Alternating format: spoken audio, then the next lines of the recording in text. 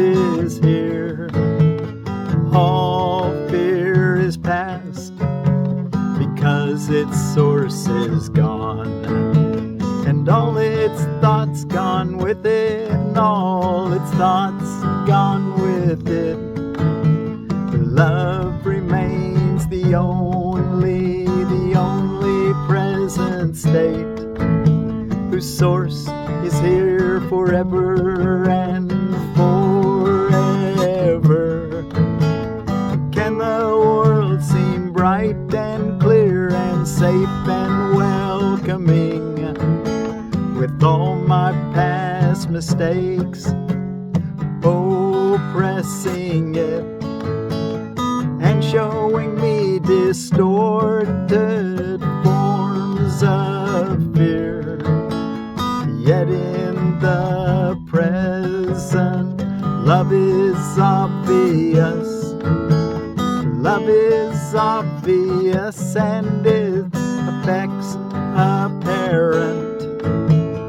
All the world shines in reflection of its holy light, and I perceive a world forgiven at last, and I perceive a world forgiven at last. All fear is past and only love is here. All fear is past and only love is here.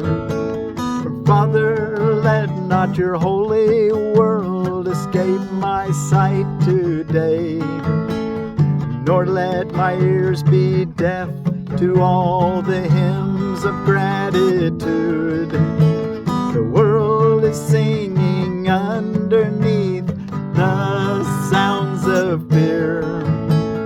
There is a real world which the present holds safe.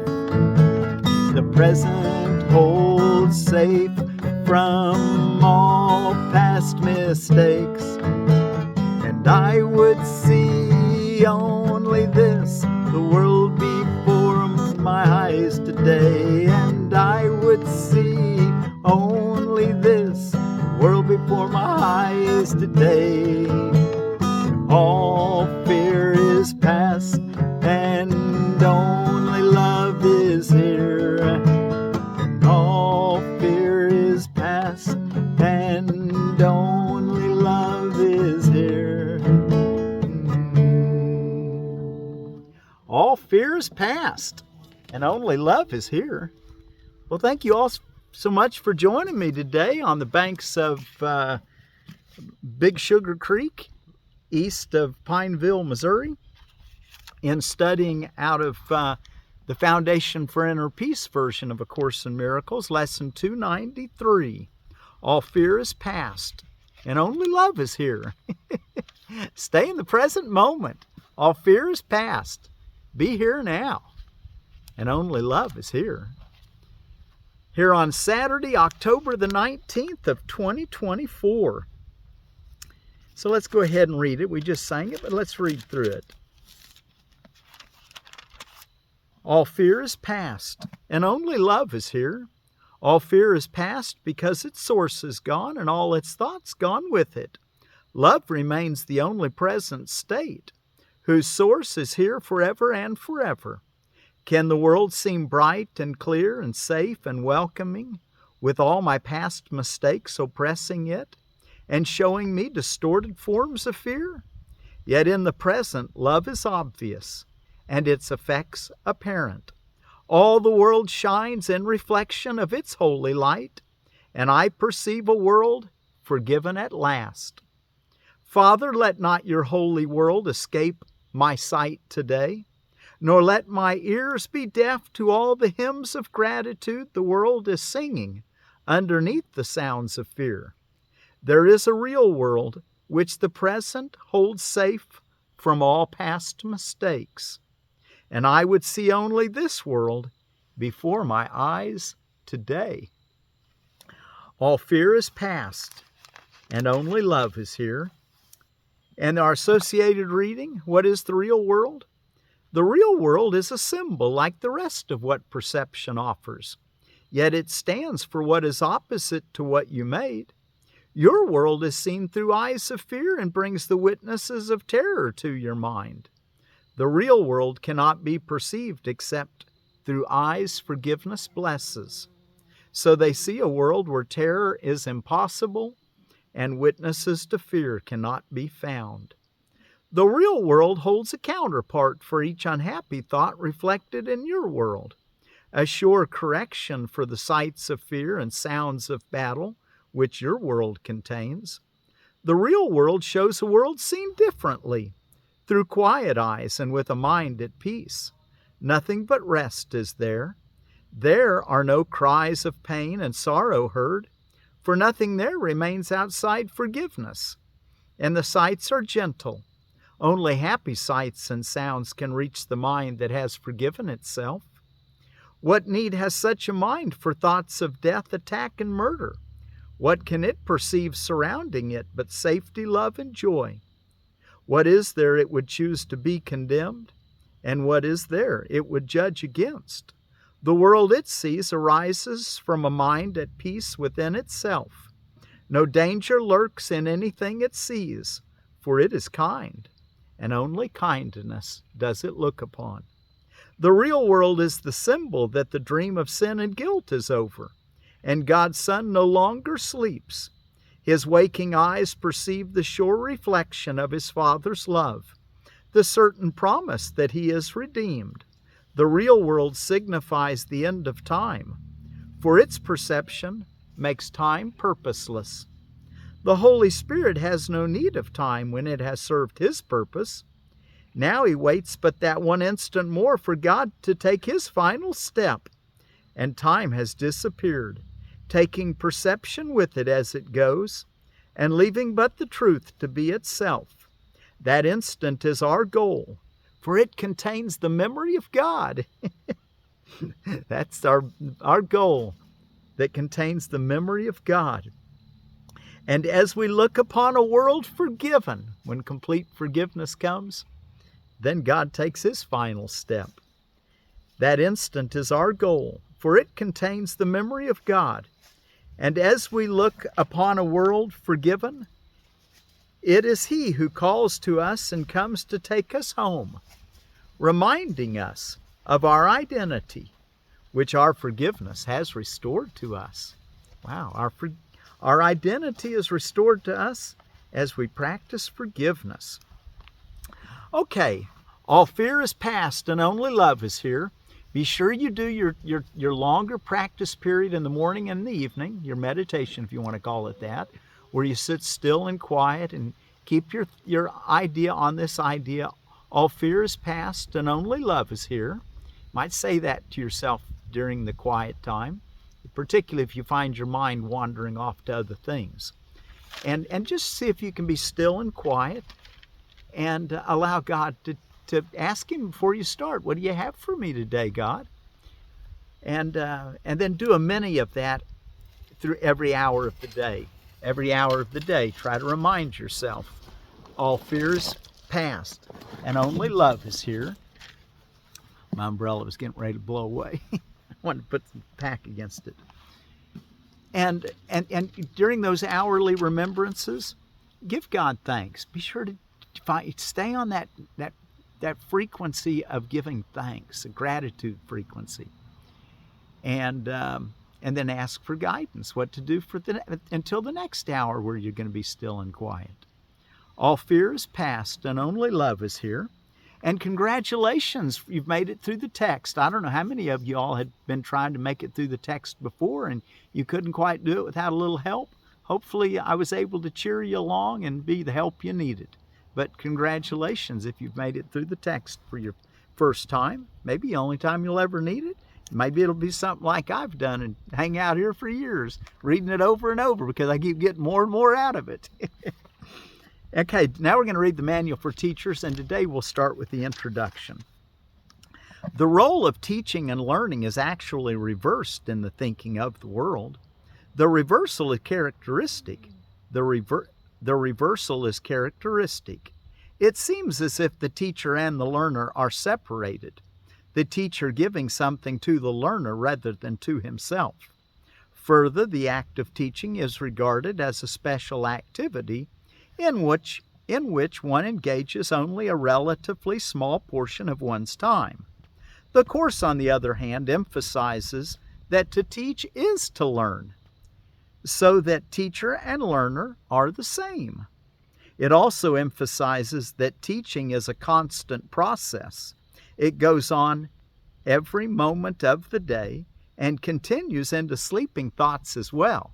And I might add, that's the reason why we want to take that first moment before we wake up, or as we're waking up in the morning, to kind of, as we're still in that sleepy state, to tune in with God and see what we've learned.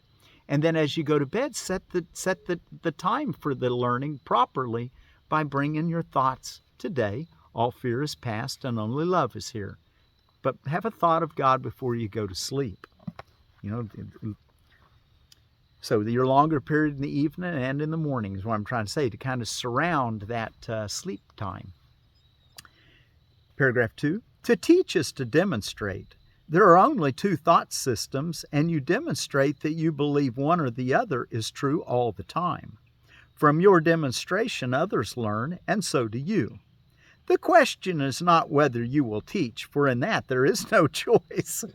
The purpose of the course might be said to provide you with a means of choosing what you want to teach on the basis of what you want to learn.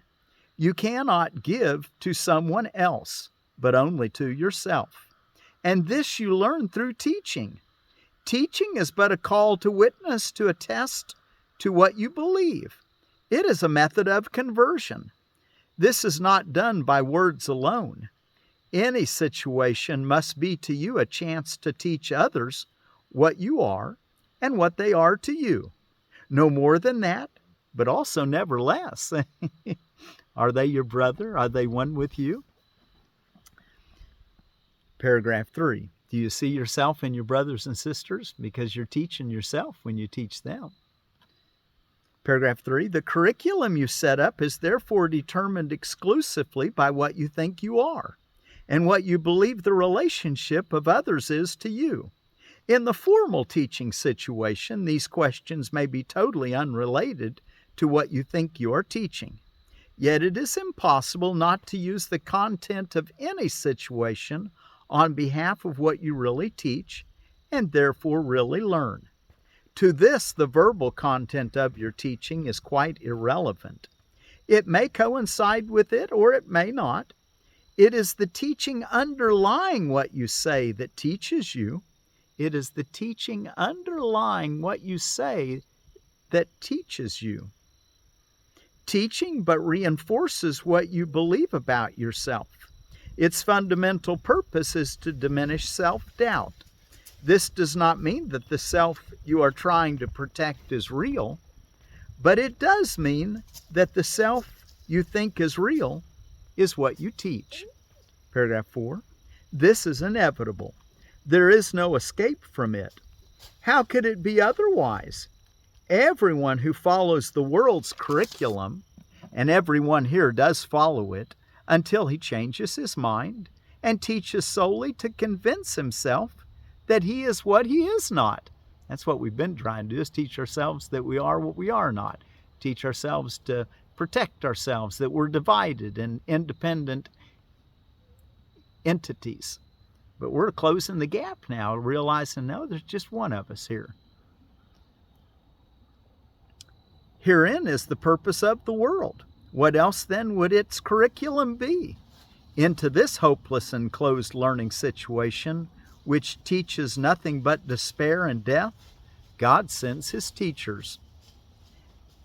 And as they teach His lessons of joy and hope, their learning finally becomes complete. Except for God's teachers, there would be little hope of salvation, for the world of sin would seem forever real. The self-deceiving must deceive, for they must teach deception. And what else is hell? This is a manual for the teachers of God. They are not perfect, or they would not be here. Yet it is their mission to become perfect here. And so they teach perfection over and over in many ways, many ways, until they have learned it. And then they are seen no more, although their thoughts remain a source of strength and truth forever. Who are they? How are they chosen? What do they do?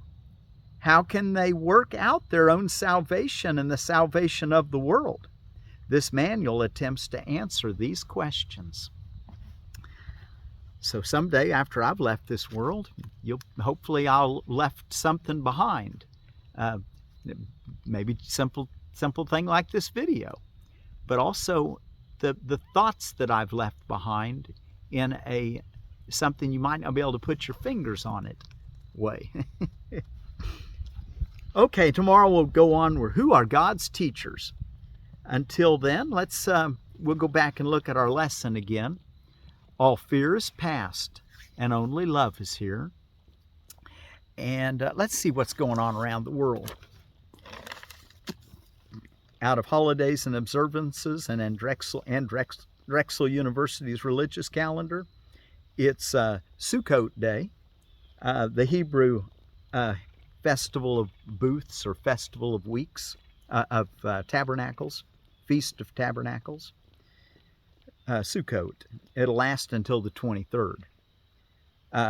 Bridge Day, that's a festival it's a yearly festival at the New River Gorge Bridge in Fayette County, West Virginia. Bungee jumping, kayak racing, bicycle racing, all kinds of stuff like that. Let's see, Dress Like a Dork Day, Evaluate Your Life Day. I had something to read to you from chapter 18 of our text, section 5, sentence 5 and 6. Put yourself not in charge of this, for you cannot distinguish between advance and retreat. Some of your greatest advances you have judged as failures, and some of your deepest retreats you have evaluated as successes. So don't put yourself in charge of evaluating. Turn it over to the Holy Spirit to do. International Gin and Tonic Day. Gin over tonic in tonic water poured over ice. Probably not all that good for the human body, though. There might be times it's useful, but minimal. LGBT Center Awareness Day. Fetch Day. I got a dog that's running around here. I hope I feel like I need to go fetch him. He got off his leash. I had him tied up where he'd stay put.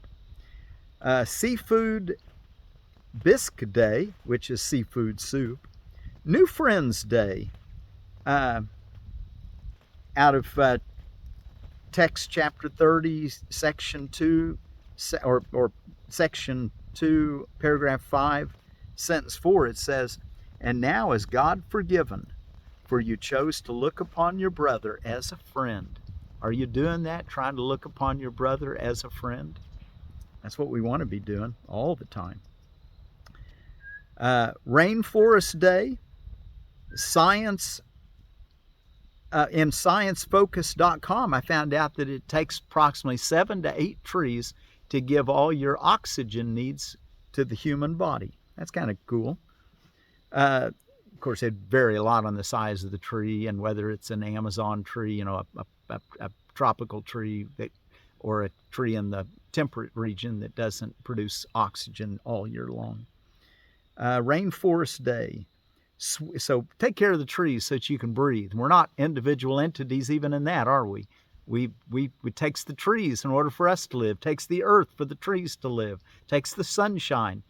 You can see it that our body is not the ending of ourselves. It's without everything else we wouldn't exist.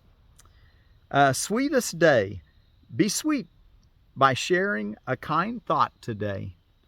World Pediatric Bone and Joint Day. And out of Seed Savers Exchange, let's talk about another Lactuca sativa. And it's the, what is the one we're going to read today? Australian Yellowleaf variety from our friends at Diggers Club near Melbourne. Very tender texture, unique Chartreuse. How do you pronounce that? Chartreuse. Chartreuse color, that kind of a golden greenish yellow. Slow to bolt, large plants, loose leaf, 50 days. So that's your Australian yellow leaf lettuce from Seed Savers Exchange. Thank you, Seed Savers Exchange. And then our word for peace today is out of the Cimbrian language of northeastern Italy. And the word for peace in their language is bride. So bride be with you. You might have a bride that's with you. Okay, bride be with you. Peace be with you. All right, well, let's close with our song. And all fear is past, and only love is here.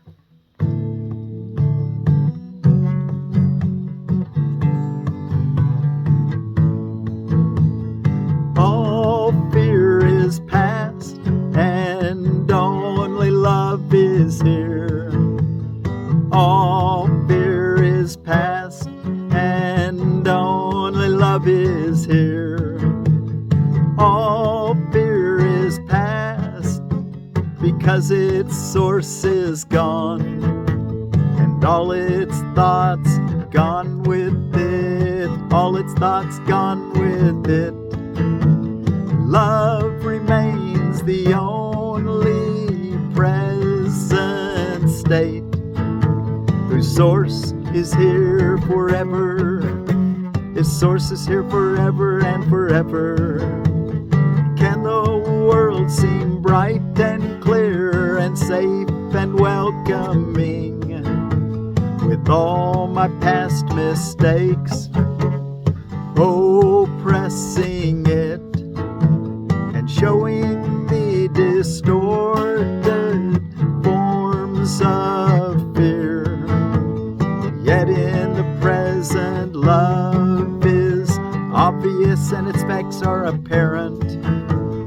Yet in the present, love is obvious. Love is obvious, and its effects apparent. All the world shines in reflection of its holy light, and I perceive a world forgiven at last. All fear is past, and only love is here. All fear is past, and only love is here. Father, let not your holy world escape my sight, nor let my ears be deaf to all the hymns of gratitude the world is singing underneath the sounds of fear. There is a real world which the present holds safe. The present holds safe from all past mistakes. And I would see only this before my eyes today. All fear is past, and only love is here. All fear is past, and only love is here. All fear is past, and only love is here. In the here and now, all fear is past, and only love is here. In the here and now, all fear is past, and only love is here.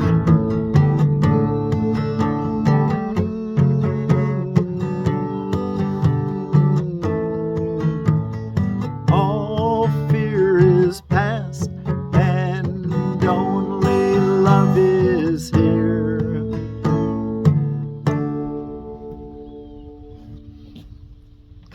All fear is past and only love is here. And out of the Cimbrian language of northeastern Italy, peace, bride. All fear is past and only love is here. Bride.